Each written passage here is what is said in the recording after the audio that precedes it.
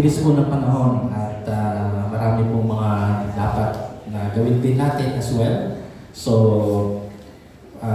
kaya itong linggo na ito ay inatasan natin si Pastor Allen na bumisit ulit sa Caloocan para hindi lang siguro kausapin yung leaders para makita rin nila yung mga ibang kasama natin, yung status ng church. Dahil sineset natin by October 19 ay may gagawing turnover, meaning ay yung naka-assign na pastor at present ay itatransition na adapt na dito sa atin sa batasan yung church natin, CTTP Caloocan. So yun, medyo may kasamang planning po yung kaya mamayang hapon, wala po tayong statement of faith na pag-aaral dahil magpaplano po yung ESCO, paano yung gagawin yung program by next week month. At the same time, yung mga iba pang nakapaloob doon. So, let's keep praying dahil si Pastor Allen po yung i-assign po natin doon. Pero with the help ng ating pong mga ibang leaders para sa pagkampan doon sa Caloocan Church po natin. Okay, gusto ko po munang basahin natin yung ating text for today na doon natin kukuhanin yung ating pong topic na pag-aaralan sa last series ng ating pong biblical stewardship, mga principles, paano natin ma-manage yung ating mga resources. So 2 Corinthians chapter 9 verse 6 to 15. So sa NIV version ay ito po ang nilalaman. 2 Corinthians chapter 9 verse 6 to 15. Remember this, whoever sows sparingly will also reap sparingly, and whoever sows generously will also reap generously. Each of you should give what you have decided being on your heart, and not in reluctantly, nor under compulsion, for God loves a cheerful giver. And God is able to bless you abundantly, so that in all things, at all times, having all that you need, you will abound in every good work. Verse 9, as it is written, they have freely scattered their gifts to the poor, their righteousness endures forever. Now he who supplies seed to the sower and bread for food will also supply increase. You store up seed and will enlarge the harvest of your righteousness. Verse 11, you will be enriched in every way so that you can be generous on every occasion. And through us, your generosity will result in thanksgiving to God. Verse 12, this service that you perform is not only supplying the needs of the Lord's people, but it's also overflowing in many expressions of thanks to God. Verse 13, because of the service by which you have proved yourselves, others will praise God for the obedience that accompanies your confession of the gospel of Christ, and for your generosity in sharing with them and with everyone else. Verse 15, and in their prayers for you, their hearts will go to you because of the surpassing grace God has given to you. In verse 15, thanks be to God for His indescribable gift.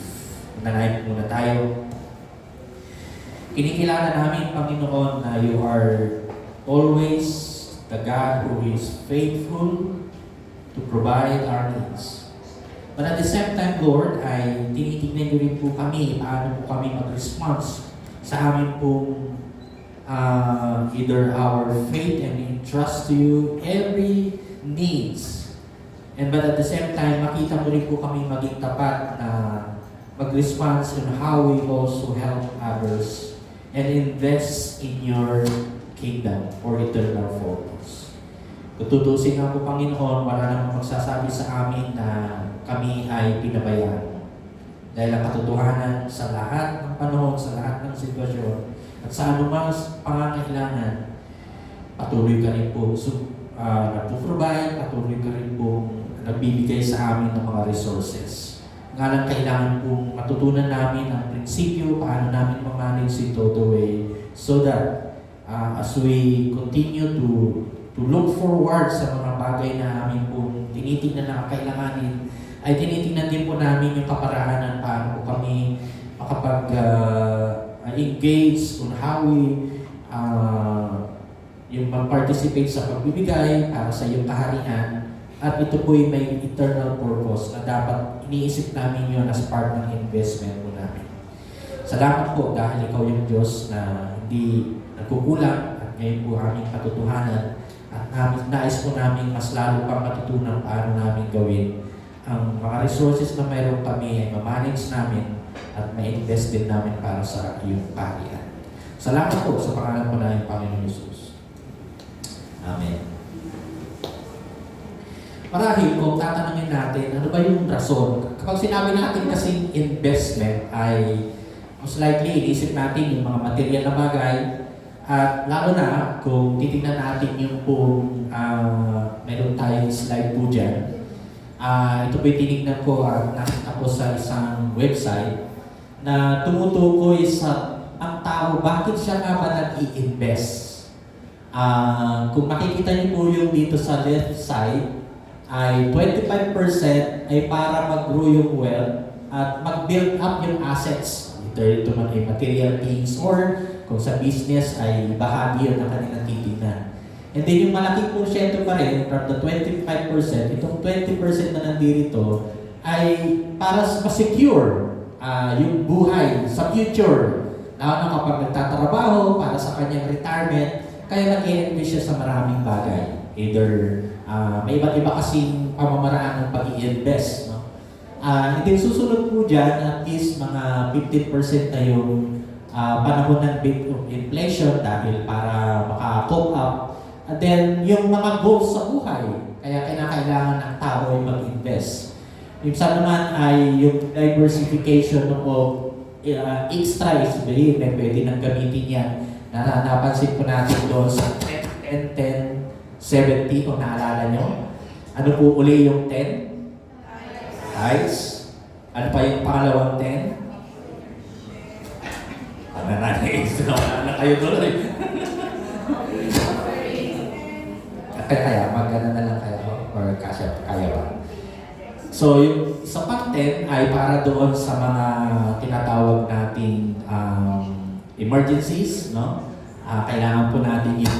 At saka yung pang isang 10 ay for investment, at yung kung paano rin tayo tulong sa ministry ng Lord. Kasi yung natitirang 70, kung iisipin natin, ang tanong ko doon sa 70 pa, sino pa ba may-ari nun? Kung after that 10, sino pa ba may-ari nun? Kayo po ba o si Lord pa rin? Si Lord pa rin yun. Pero, kumbaga, binibigyan tayo ng pagkakataon ng Lord na ma-manage natin. Doon napapasok yung budget, yung 70% na natitira. So, in this way, ay yun po yung mga iba't ibang pamamaraan na iniisip ng tao. And actually, kung ilalagay po natin yung next slide, ay tumutukoy doon sa kabuuan po yan, yung growth and wealthy build assets, financial security, yung inflation, dahil itong mga panahon na tayo talaga nag-increase yung, pag sinabi natin inflation po yan, yung mga basic commodities, bakit tumataas dahil na doon sa iba't ibang circumstances, lalo na po yung nangyayaring gera sa ibang bansa, na ang in effect po nito sa atin, tayo rin po ay nakukuhan. At the same time, yung diversification and extra income, which is part na po yan ng paano natin gamitin. And then may ibang binabanggit dyan, may maliit na part lang, yung legacy and generational wealth, na doon sa mga ipapamana sa mga either maiiwan na mga anak. Dito naman sa curiosity, yung FOMO, fear of missing out, kaya nag-i-invest ang tao. Ngayon, kung ilalagay po natin yung kabuuan yan, ang tinatawag nating Bangko Sentral, which is yung may service silang ginawa para ipakita natin. Sa Pilipino context na po ito kasi yan yung pang general na pananaw po yan ng pag-invest. Ang Bangko Sentral ay yung Bangko Sentral ng Pilipinas ay mayroong ginawa silang survey kung bakit ang Pilipino ay nag-i-invest. Pero hindi ko alam kung ito po ay applicable sa inyo. Iniisip nyo rin po ba yan? Tulad ng una, yung emergencies, health needs. Kaya meron kayong dalawang kaisipan yan, investment sa yung savings. No? This is yung 10% na part. Tapos yung children's education. So, nababanggit ko palagi yung tinatawag nating educational plan dahil kung tutusin, meron pa rin yan, hindi man masyadong nababanggit, pero meron pa rin mga grupo na sabihin natin nag-aasikaso yan o kaya nag-promote ng educational plan sa inyong mga anak in the future. And then retirement preparation or yung isa pang part is yung business capital or property purchases. Pinapakita ko lang yung picture, tatanay ko po kayo ngayon. Meron ba sa inyo mga nag-i-invest sa iba't ibang investment like stocks? Ngayon po, uso-uso ngayon yung cryptocurrency. Naalala, hindi kayo masyadong pamilyar yan dahil marahil hindi nyo tinitignan yung mga kalakaran na nagaganap sa mga investment. Halimbawa, yung iba't ibang malalaking kumpanya ngayon, kapag mag-i-invest ka doon, may certain na kikita ka. So, like yung, I think yung SMTC group of companies, at iba't ibang malalaking kumpanya. Halimbawa, nag-invest ka sa itong sa San Miguel Corporation, mayroon sila mga investment kung paano ka makapag-invest sa ganitong kalaki. Ito naman yung kikitain mo. Yan ay bahagi na para makita mo rin na kumikita yung pera mo, hindi natutulog. Yun ang ibig sabihin ng investment. Mayroon certain kang kikitain in the way. Hindi tayo kasi masyadong paano sa ganyan, kaya ako hindi ka business-minded. Tama po ba? Mayroon ding mga investment na nai-scam. Yun ang challenging. Kasi hindi masyadong inaral. Nag-invest halimbawa kahit 10,000 at babanggitin ito yung kikitain mo doble. O kaya 50% ng in-invest mo, ito yung kikitain mo. So kung 15,000, magkano yung 50% na kikitain mo na balik? Magkano? 50% ng 10,000. Di 5,000 din. Doon magiging 10,500. Eh, kung yan po yung scam, eh, talagang siguradong mawawala yung investment mo sa 10,000. Imbes na kikita ka pa ng 5,000. So, yun yung mga medyo ingat din po tayo dapat. So, bakit natin pinag-uusapan ito? Kasi bahagi rin po yan na pwede nating tanawin bilang isang mamamayang Pilipino na hindi tayo humaharap sa mga challenges na wala tayong kahandaan. Pero sa kabilang banda, meron din tinatawag tayong investment sa kingdom ng Lord. Na yun po isang bahagi rin po na gusto ko pong pagtukuyan natin dito sa ating pong binasa. Okay. Ang totality po talaga, kung lalagyan natin, ang pag-i-invest sa mga bagay dito sa mundong ito ay siyempre pansamantala lang po yan siyempre. Pero kailangan din po natin paglaanan po yan kung may pagkakataong magawa po natin. Para sa ganon ay umayos naman yung ating pong kalagayan sa buhay. Pero yung pinaka-ultimate talaga, ang bilang mga Kristiyano, matutunan din natin yung pag-i-invest sa kingdom ng Lord ay dahil siya naman po yung nagbibigay ng wealth. Sabi ng Proverbs chapter 3 verse 9. Ibig sabihin, siya po yung ino-honor natin sa mga resources na ibinibigay sa atin. Pangalawa, ay tulad ng binasa natin kanina, yung lalo yung verse 11 ng 2 Corinthians, ay kapag mayroon tayong mga resources na ibinbless tayo ng Lord, ay para magamit natin na makatulong tayo sa iba. So I think, hindi natin nakikita yung bahagi na pwedeng magiging part ng ating pamumuhay bilang follower of the Lord. And then yung last part na pwedeng dahilan kung bakit talaga tayo mag-i-invest hindi lamang dito sa material na bagay ay yung investment natin dapat nakatuon din for eternity. Sabi ng Matthew chapter 6 verse 9 to 20, ay huwag ka mag-impok ng mga kayamanan dito sa lupa. Magandang basahin po natin yun to remind us na bagamat iniisip natin mag-invest para sa kumita, pero siyempre, overall, ay may mga bagay dito sa mundong ito na ating pwedeng baka nandyan na yung puso natin na hindi na natin nakita yung kahalagahan kung bakit tayo binless ng Lord, pinagpapalay. So, sabihin nga po natin po yan. Matthew chapter 6 verse 19 to 20. Actually, si Jesus Christ ang nagtuturo nito sa kanyang Sermon of the Mount at maging yung kanyang mga disipulo na kanyang pinapangaralan dito sa pag-aaral na ito ay gusto niya makita makita nila yung katotohanan ng dapat nilang gagawin. JT stable pala yung ating talaga gamitin na natin yun.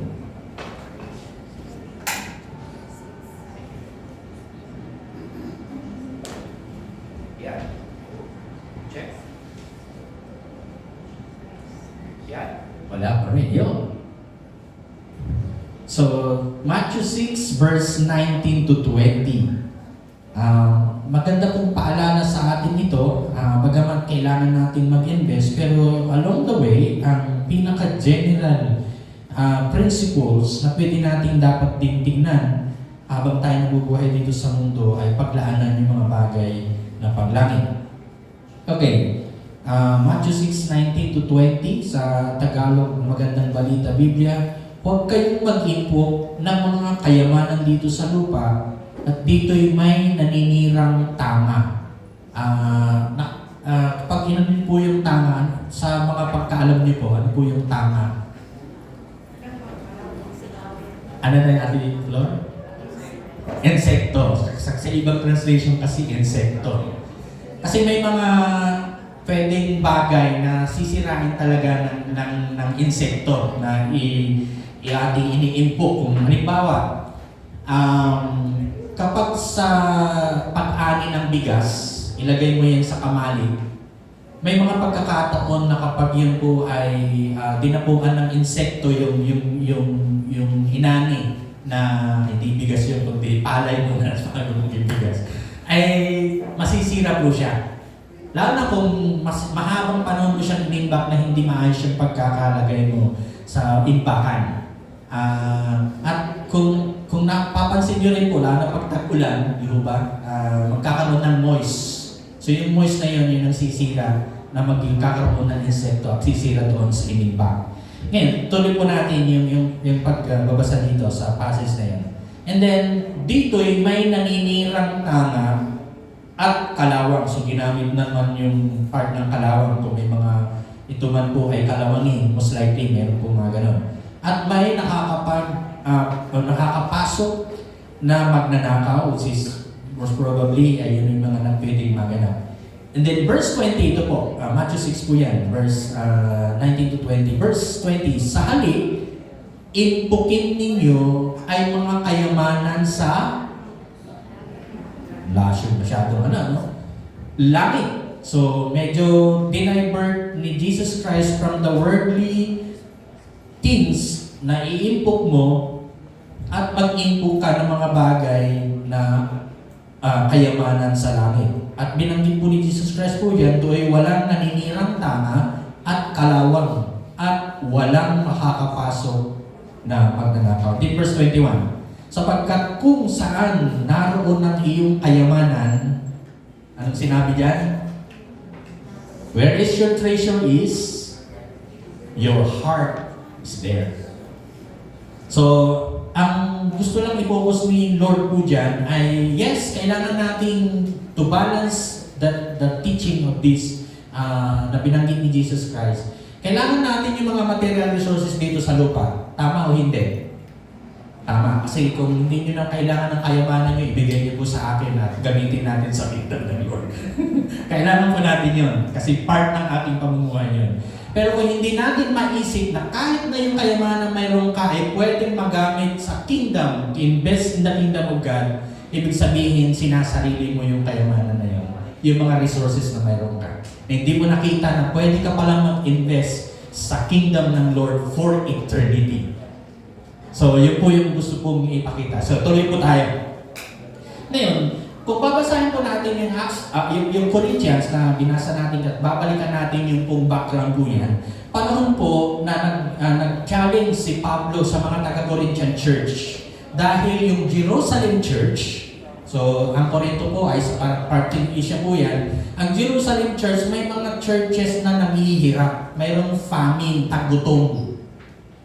Okay, so yun po yung context po niyan.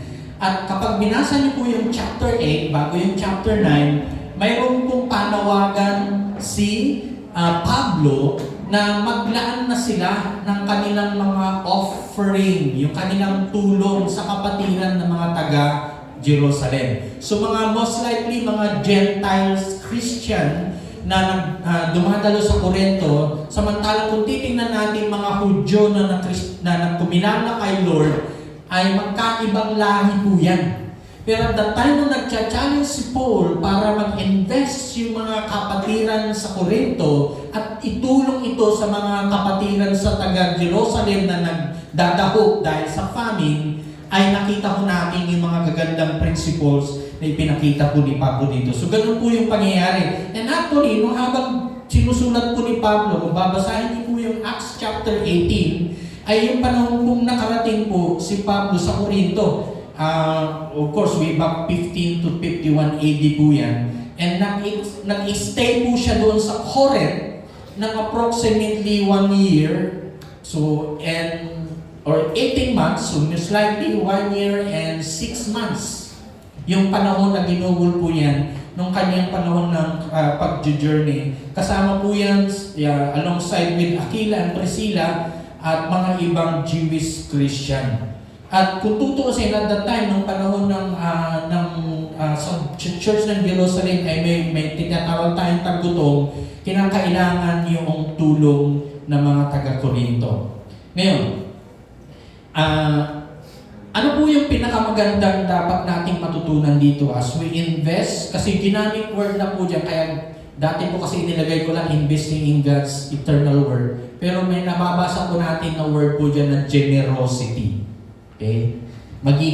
Kapag sinabi natin generous, ano yung description natin sa isang taong generous? Mapagbigay. Either ito man po ay labis o kaya ay tama, pero talagang grabe yung generosity. At kung tutusin sa prinsipyo ng Kristiyanong pamumuhay, meron po dapat tayong ganun din. Though hindi naman lahat siguro nabibigyan ng ganung klaseng attitude, pero pwede natin gawin yun in one way or another, in small things or big things as well. Ngayon, may ginagamit po dyan na analogy ng pagtatanim.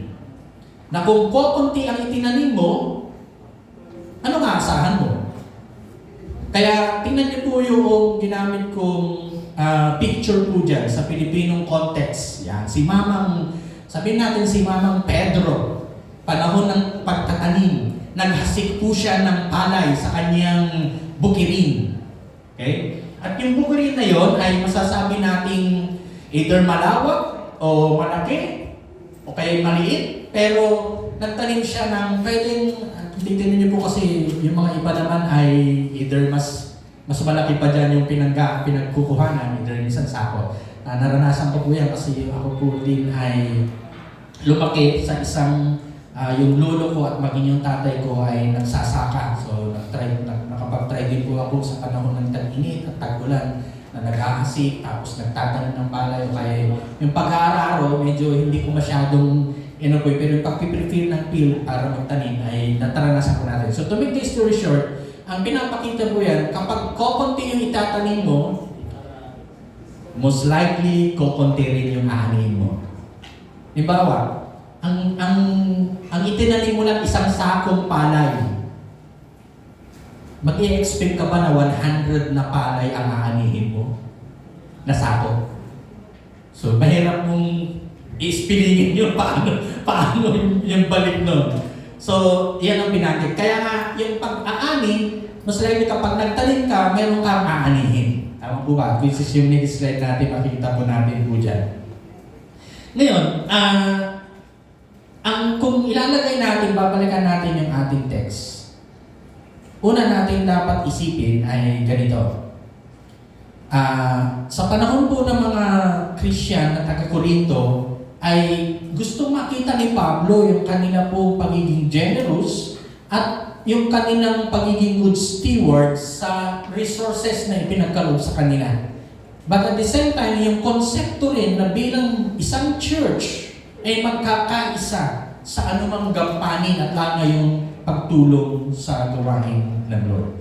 Kaya yung unang ating pong matutunan dito na prinsipyo po ay yung principle of sowing and reaping. Kaya verse 6 to 7, whoever sows sparingly will also reap sparingly. And whoever sows generously will also reap generously. Kaya nga yung pagtatanim, tulad ng binanggit ko na kanina, kapag kukunti talaga naman yung itinanim mo, hindi ka mag-i-expect na maraming maaani. Sino dito yung mga farmer nung kayo po'y naninirahan sa probinsya bago kayo sumunta ng Metro Manila? Ay, marami po sa inyo. So alam niyo po yan. Kapag marami kang itinanim, most likely, ang ipag-pay mo, talagang babalik yung tinanim mo na yun mas marami rin. Ang katotohanan po yan ay ginamit ngayon ni Pablo, paano mo yung gagamitin sa prinsipyo ng spiritual na bahagi at yung paano naman ito makakapagbigay ng eternal na investment. May binanggit po siya mga keyword po dyan sa verse 7, 6 to 7, yung word na decisively. And then yung word din na heartily. And then cheerfully. Mahirap po dito po kasi ang bahagi ng pag sinabing investment at lalo na sa panahon po natin ngayon, isang malaking challenge po kasi lalo na sa mga religious organization ay paano nga ba mahimong mo ang tao na makapag-invest sa kingdom of God through their giving. Pero kung tutuusin, sa survey ng mga iba't ibang mga lalo mission field and organizations, sabi nila ang Pilipinas po ay hindi po mahirap kapag pinag-usapan po ang giving. Ikumpara mo sa ibang bansa. Pero nagdidepende rin po yan siguro paano magre-response ang bawat tao lalo sa church. Yung pinabanggit ni Mrs. na IGM ay sabihin natin parang mga 16 years pa lang na church. Hindi naman kalaki ang church siya kasi 2 beses na po ako nakarating po sa IGM sa US. 2016 at saka noong 2023. Ngayon po may bago silang building pero ano po yan, binili nila na isang government building ata po yan, existing na po siya pero kailangan i-renovate at nabili po nila. At ang alam ko, recently ay malapit namang matapos yung building project po nila. Though hindi siya bago, pero na-renovate nila dahil nabili nila na nagamit ng government na po may pag-aari po niya. So to make this story short, palagi sinasabi ni Pastor Shin, hindi lahat mayayaman yung membro nila. Pero naintindihan nila kasi yung paano sila sumuport sa ministry ng Lord. Kaya every time na magcha-challenge si Pastor Shin sa anumang gawain, either sa Pilipinas na mission, either sa Germany, sa of course Korea, dahil may 2 church po sa Korea, may ipapakita akong picture mamaya na pinuntahan namin na church, ay grabe yung kanilang pagtingin kaagad. Hindi nila iniisip na kaagad kung ano kung saan mapupunta yung maibibigay ng bawat membro. Kasi alam nila nagagamit para sa kingdom ng Lord. So, I think yung decisively, ibig sabihin, hindi ka napipilitan sa iyong ibibigay na either ito man ay para sa gawain ng Lord, o gawain sa mission bayan, church planting, o discipleship. At yung checking of heart, paano natin sinasabi kung magbibigay ka at napipilitan ka rin naman. Yung puso mo ay, ano ba yung tawag natin dyan? Either nagdadalawang isip ka na, dapat hindi ko na ibibigay ito dahil wala naman. Pero decisively and heartily dapat ibigay mo siya. But at the same time, cheerfully. Ang ginamit ko kasing word dito, doon sa word ng cheerfully, kung babalikan po natin sa Tagalog na translation, so 2 Corinthians po siya, verse 7, chapter 9, verse 7. Okay, tignan natin nga po yan, yung part na yan. Kung may nakahanap na rin, pwede niyo pong basahin kung sakali. Okay, sige na, basahin ko na po dito. So verse 7, ang bawat isa ay dapat magbigay ayon sa sariling pasya, maluwag sa loob at di napipilitan lamang. Sapagkat ang ibig ng Diyos ay kusang pagkakaloob. So hindi napipilitan lamang at yung tinatawag nating cheerfully ay bahagi po niyan. So, ibig sabihin ngayong araw na ito mga kapatid, kung may mga bagay na gusto mong tingnan sa pag-i-invest sa Lord, ay dapat desisyon mo yan, hindi ka napipilitan, at inilalagay mo yan sa puso mo na ibibigay mo yan para kay Lord, at talagang masaya kang nagbibigay. Di ba ba't napakaganda na habang ikaw ay nagbibigay, masaya yung hindi lamang yung kasayahan ng alam mo na ito ay mayroong eternal na tinatawag nating result dahil ito'y gagawin mo para kay Lord. So ano yung pwede nating tignan na application po dyan? Lahat po tayo ay may kakayanan na pwedeng ibigay kay Lord. Hindi man yan siguro money kung sa ngayon. Ito man po yung mga bagay na pwede mong maipaglingkod kay Lord, yung buhay mo, yung talento mo. Pero most likely kapag pinag-usapan ang pinansyal, ay pwede mo rin tignan sa mas malawak na pagtingin para sa kanyang kingdom. So, yun po yung una.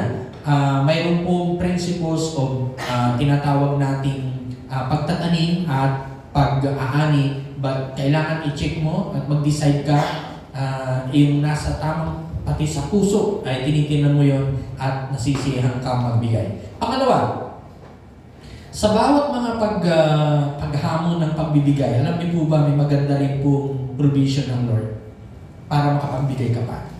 Kasi the provision of God for generous givers.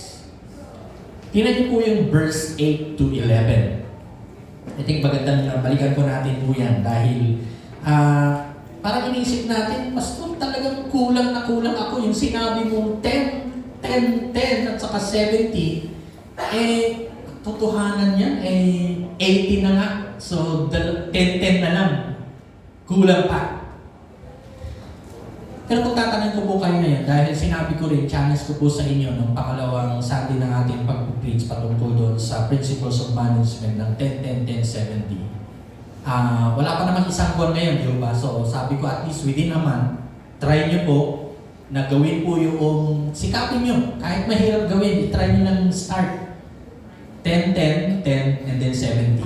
At balik po kayo, mag-testify po kayo kung sa mga ginawa nyo ngayon, the more bang kayo naghihirap, kung nahirapan, o pwede nyo rin i-share kung ano yung naging result nito.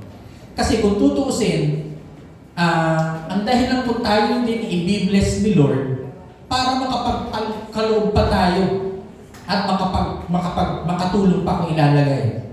Kasi kung tatagalogin natin the provision of God's givers, ay ang kaloob ng Diyos para mapagbigay o nagbibigay na makapagkaloob.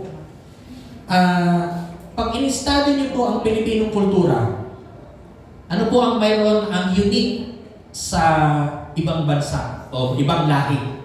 Ano yung characteristic traits ng isang Pilipino? Una,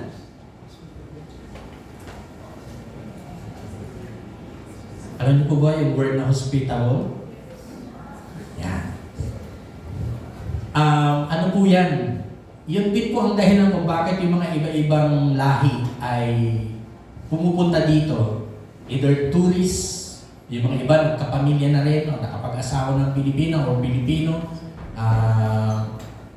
So iba't ibang ano po yan circumstances. At palagi nilang sinasabi na sa ibang lahi wala silang ganong klaseng makikita. Kung mayroon hindi masyadong lumalabas. Pero yung generosity na meron tayo ay ano po yan, napakagilid. Halimbawa, punta ka po ng probinsya, doon sa Metro Manila, hindi mo masyadong ma-observe yan. Bagong salta ka doon, either kung may kakilala ka man, either kaibigan, saan ka pa tutulugin? Kung may bahay yan, natutuluyan mo. Sa side kaya? Dami nagsasabi sa inyo. So, iiwanan nung may-ari ng ano na yun, yung kanilang sariling kwarto kung wala silang extra, para patulogin ka doon, para maging comfortable ka. Naranasan niyo po kaya yan? O kaya may bisita sa inyo? Alam ko po, mayroong mga ganun kayong pwedeng karanasan. At based na rin sa mga ilang biyahe natin dito sa ating bansa, ay meron po ganun pa rin na hindi nawawala. At I think yun yung isang pagpapakita na hospitable pa rin ang Pilipino. Not only that, kung makikita niyo po yung next picture po dyan, yan. Do yung ginamit natin dyan ngayon, medyo hindi masyadong ano. Anong ginagawa ng mga tao dyan? Yan. Grabe ho. Kasi meron po kami kanyang kasimbahay noon na inilipat talaga literally. Kasi yung bahay namin ay made of pawid nung unang-una pa bata pa ho. Kawayan yung sahig. Doon wala na tayo masyado nakikita ngayon na ganun pero mayroon pa rin at mayroon pa rin yan. Hindi man yung pagbubuhat ng talagang isang buong bahay. Iba't ibang kaparaanan. Pag nagpunta ka po ng norte, halimbawa sa Apayao, Cagayan, pag nagpapatayo ng bahay yung isang pamilya, tulong-tulong po yung mga kaibigan o kapitbahay. Bayanihan ang tawag natin din pa rin dyan. Pag magpapatayo rin ng church, na-obserbahan ko, nung napunta po tayo sa Apayao at sa Cagayan, grabe ho, kahit na yung pastor, ay mga membro ng church na pupunta halimbawa sa isang church, kahit hindi kasi TTTP ng churches, meron silang ganong setup. Kasi nung bumiyabiyahe po kami, ay binabanggit ni Pastor Edwin, isa sa mga pastor natin sa Cagayan, ay sabi niya, Pastor, yung church na yan, nung itinatayo po yan, kasama ho kami na nagbabayanihan. Kami yung naghahalo ng simento, o kaya tumupukpuk ng pagbukpuk para mayayos. So, ibig sabihin, mayroon pa rin yung ganong klaseng spirit na tinatawag na bayanihan spirit. Hindi lamang po yan, yung pagiging generous. Alam po natin yan kahit na yung pagkain na ng pamilya ay kapag may bisita ay ibibigay yung best na pagkain. Part yun, maliban dyan yung sila maging komportable. And of course, yung passivity na tinatawag. Na kung titignan niyo po, maraming karanasan naman yung ating bansa. Pagmula panahon ng tayo po'y nasakop ng Spaniards for around 300 plus years. Pero naranasan po natin maging positive sa matinding karanasan at maging pananakop ng mga tinatawag nating Japanese at maging Americans, lahat ng bagay na yun. Pero sa kabuuan po niyan, ay makikita natin na si Lord di tayo pinabayaan, di po ba? Kaya kung ilalagay natin, ano ba yung mga provision ng Lord sa mga generous givers? Alam natin na more na pibless ng Lord tayo para makatulong sa iba. Kasi yung verse 8, kung titignan niyo po yan, ay na parang idotogol ni Lord yung ating mga resources, tulad ng binanggit po dyan, verse 8, kung babalikan po natin, magagawa ng Diyos na pasaganain kayo sa lahat ng bagay. Kaya po yung gawin ng Lord sa inyo? O nagdududa ho kayo, kaya kayang gawin ni Lord na i-bless ako? Of course, yung blessing na yun, hindi nangangahulugan na wala ka nang gagawin, na matutulog ka lang tunay one taman. O kaya kung naalala niyo po yung palaging sinasabi na nakahiga sa ilalim ng bayabasan na inaantay niyang mahulog yung bayabas para makakain. Meron pa kayo ganun? Pakisabi mo sa katabi mo, galaw-galaw. Para hindi magutom. Huwag naman panaw ka agad, masyado kayong binapabibilis nyo eh. Galaw-galaw para hindi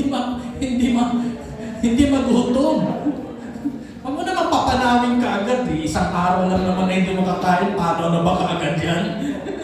Wag naman muna. Kalaw-kalaw para hindi magutom. At totoo naman po yan. Kung tatanungin ko po kayo ngayong umaga, ano yung blessing sa naranasan mo within the week or within the past week na sa tingin mo ay alam mong minultiply yan ng Lord? Isipin mo yan ngayon, umaga. Of course, hindi lang doon sa kung ano yung perang ngayon ay 10,000 yung nakatabi sa iyo tapos magiging 20 million, 10 million. Hindi naman po yun. Maliban lang kung yun po ay galing sa pagkukontrata. Ayan na naman tayo. Natatawa ko tayo, pero mayroon talagang mga taong ganyan, no? Talagang, ang sabi nga natin ay nakakalungkot na kalalagayan sa ating pong panahon po ngayon. At alam ko po na the more na i-bless ka ng Lord at i-multiply po yan tulad ng sinabi niya sa verse 10, so the Lord will bless you, God provides and multiplies the seed, and then God blesses you more to bless others. And I think yun po yung maganda nating isipin na habang ikaw ay naging generous, na sa puso mo ginagawa mo yung para kay Lord, ay alam mo naman si Lord ang magpuprovide palalo, i-bless ka pa niya lalo. Pero nawa, hindi mo mantong din na ay magbibigay ako sa isang kapatid dahil para ako'y i-bless ng Lord. Hindi mo na yung iisipin mo. Kundi alam mo na kapag sa iyong mga pagtulong ay pagbibigay dahil meron kang resources, ay si Lord din yung mag-multiply ng kulang na mayroon ka para ikaw ay patuloy na makatulong sa iba. And I think kung mayroon tayong ganun kaisipan, naniniwala po ako hindi ka po magiging kahos. Mas lalo kang i-bless pa ni Lord. Kasi ang katotohanan, the more you are giving to others, being generous, ay hindi ka pwedeng pabayaan ng Lord. So kaya nga, giving is not losing, it's planting. At ang pagtatanim ay mayroon talagang balik. So you will never or you will be enriched in every way so that you can be generous on every occasions. Parang ano po yan? Parang ganito po. Sino ko dito yung mga nakakakita ng mga ilog? I don't know kung nakalagay ako ng slide dyan para hindi na ako naglagay. Kapag ang isang ilog po ay hindi po yan dumadaloy, ibig sabihin stagnant lang. Walang kilos. Anong mapapansin niyo po? I-compare niyo sa isang ilog na talagang yung daloy na napakaayos. Ano mapapansin niyo po sa dalawang ilog na yan? Stagnant. Yung isa naman ay dumadaloy. Ano po? Ano po? Pakiulit-ulit. O yung ibang bahagi noong stagnant, pwedeng natutuyo? Okay.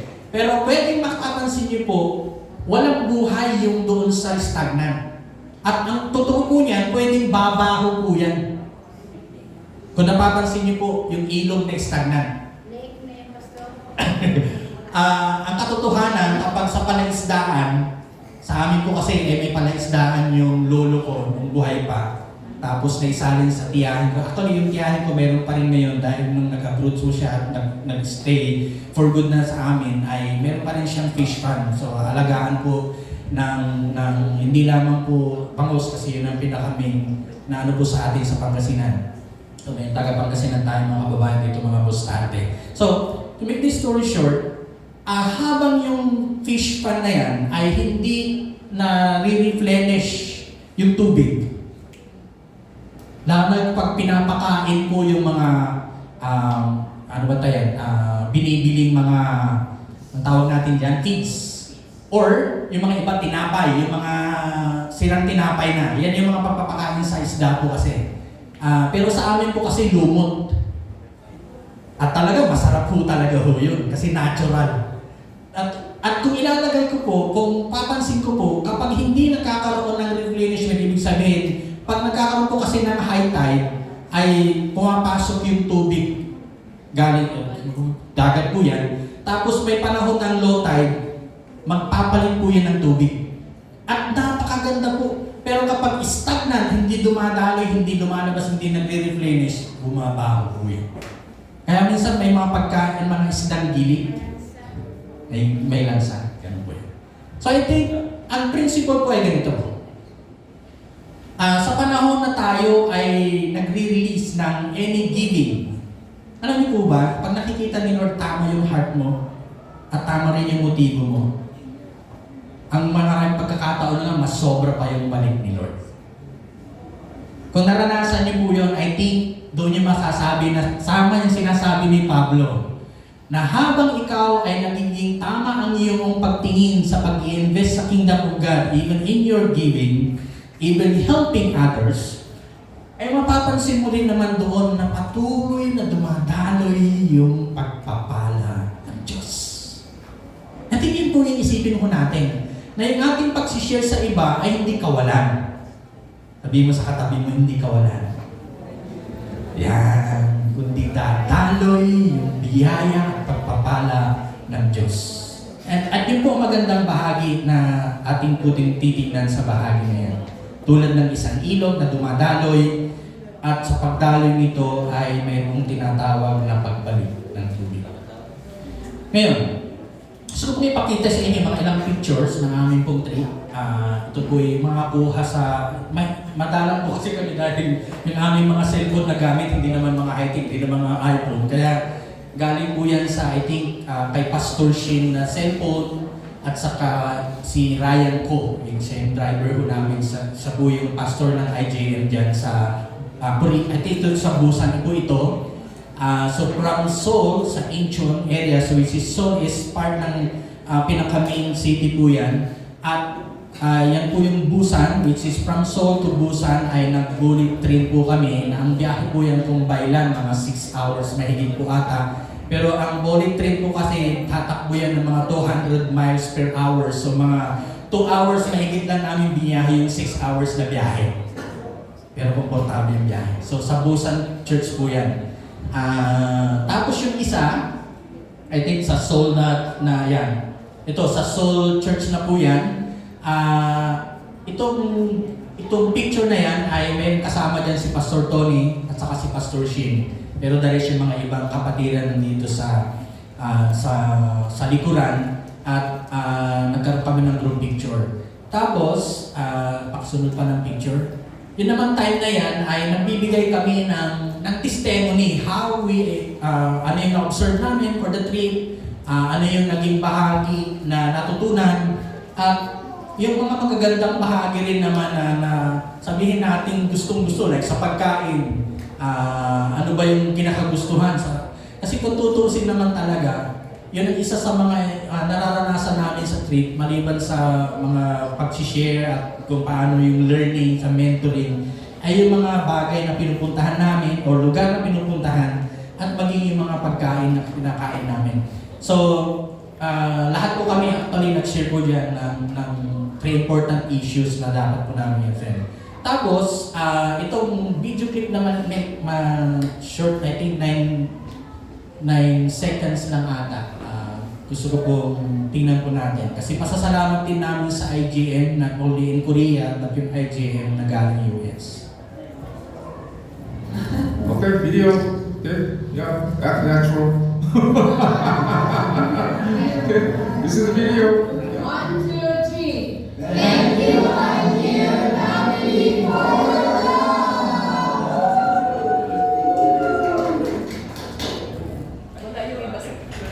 Okay.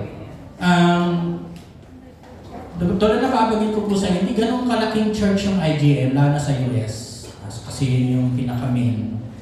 Pero grabe ho kapag sila po ay nag-challenge sa anumang mga gawain.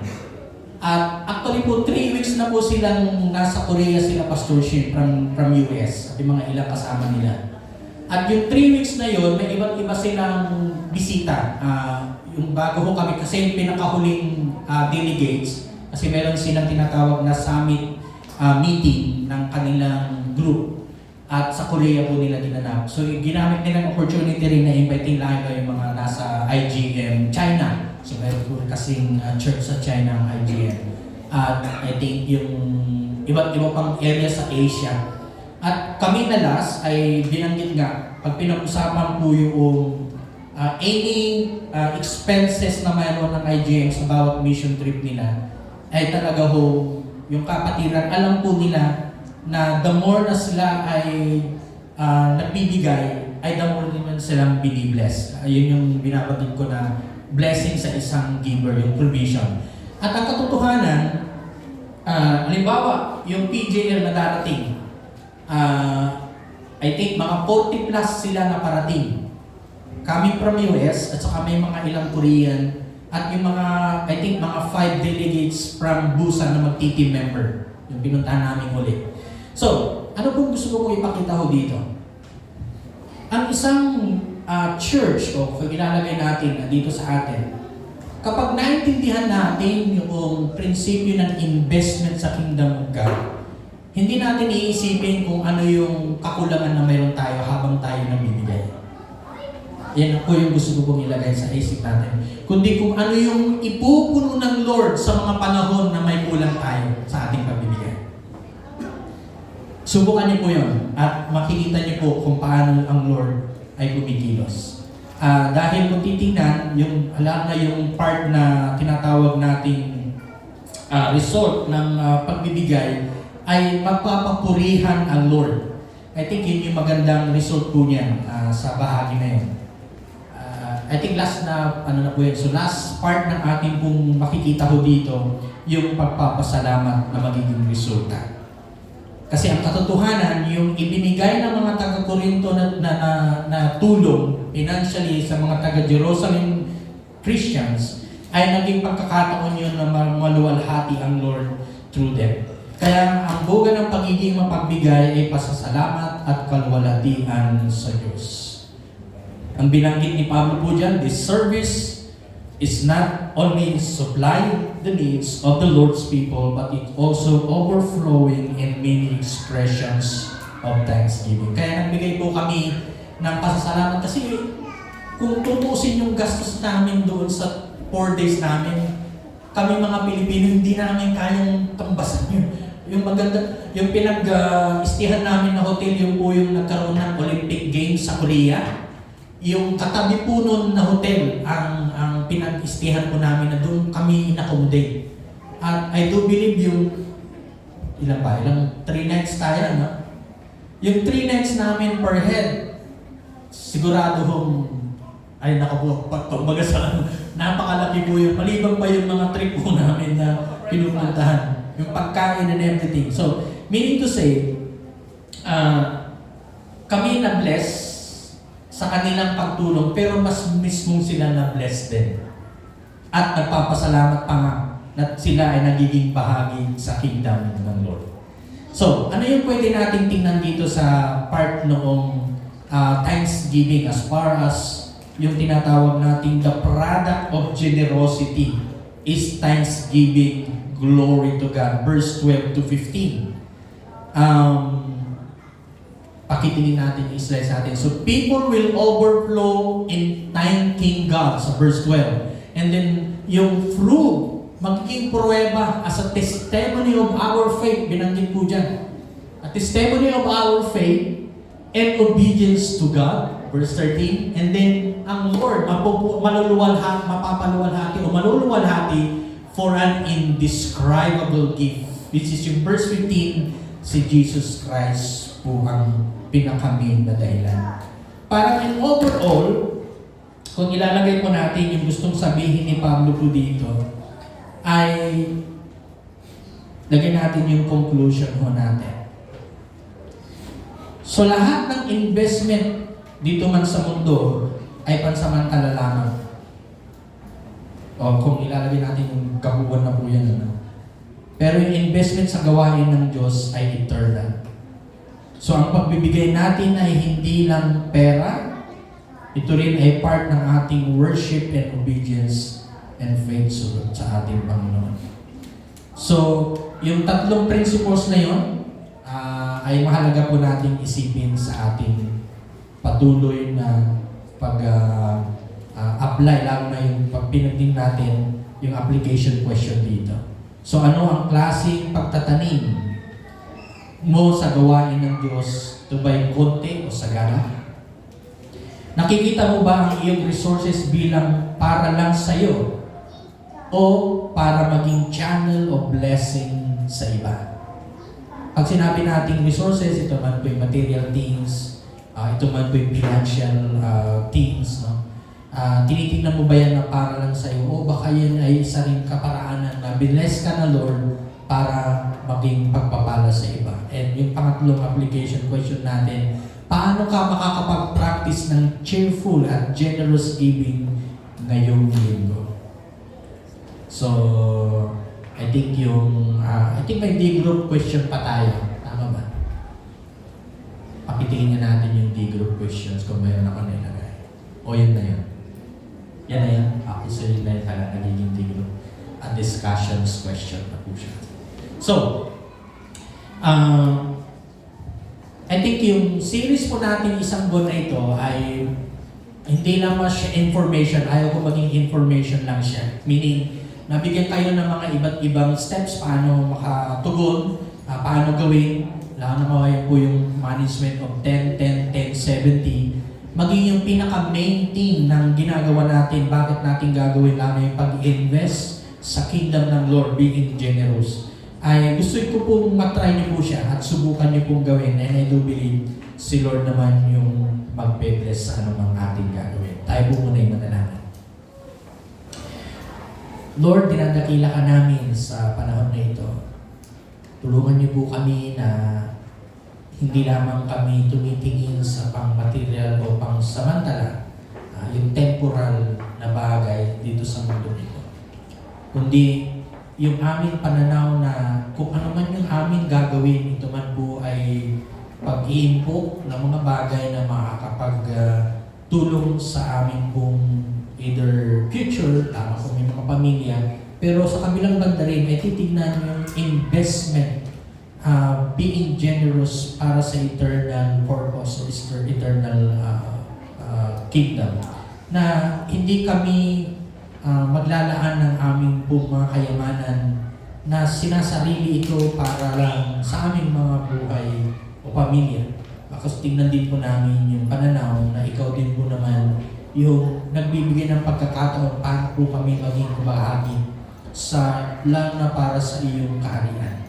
At hindi naman namin pinag-uusapan dito yung tinatawag namin prosperity doctrine of giving, dahil marami pong mga pagtuturo na kapag totaling ibigay mo lahat at para mabigyan ka, wala na mga iba nga po ay nakalungkot sapagkat ginagamit ang tinatawag namin faith-based doctrine o pagbibigay para sila i-bless ng Lord, na kahit na ngayon mga ilan nag-iikahos para makatulong sa kingdom. Pero yung prinsipyo po na anumang po blessing na meron kami ay galing sa iyo, but at the same time, hindi namin pwedeng ihiwalay na yung mga resources na ito na ibinibless mo sa amin o yung binibigay sa amin, no-provide, ay meron din pong bahagi na dapat namin tingnan para makatulong para sa iyong gawain, lalo na po sa ministry. Dahil kung tutusin, sino po ba ang pwedeng magtulungan lalo na po para itaguyod ang iyong gawain sa mga resources na kakailanganin para sumulong ang pangaral at mga gawain pang-iglesia at even inside and outside the church, kundi ang bawat isa na iyong mga tinawag. May you bless all of us, every families, every work na mayroon yung mga anak, so that Lord, in that blessing, we could extend others as well to help and to bless others. Salamat po. Ito ang dalangin namin sa pangalan ni Jesus. Amen.